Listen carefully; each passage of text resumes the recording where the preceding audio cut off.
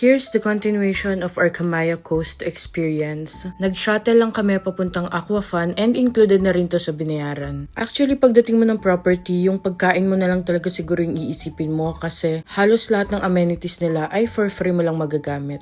Nandito sa Aquafun yung iba't ibang water activities. Marami silang choices of slides kung gusto mo medyo adventurous or gusto mo chill lang. May infinity pool din dito kung gusto mo lang tumambay with family and friends, pwede rin. Pinilit kami ni Bestie na itry itong giant slide, itong pinaka-extreme activity nila, oo, pinilit.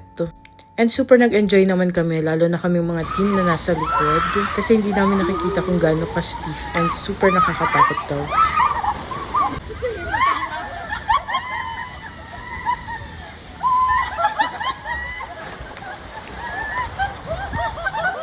And nakakatuwa sa part na to kasi inaantay naming mahulog yung tubig and sa sobrang lakas ng impact may nahubuan dyan. Di ko na lang sasabihan kung sino pero nakapalda siya. Yung bang kapit na kapit pa rin sa palda niya kasi baka ma-take to siya. Nung nasatisfy na kami sa mga water activities, bumaba na uli kami sa beach. Nag-picture taking lang, then nag-food trip.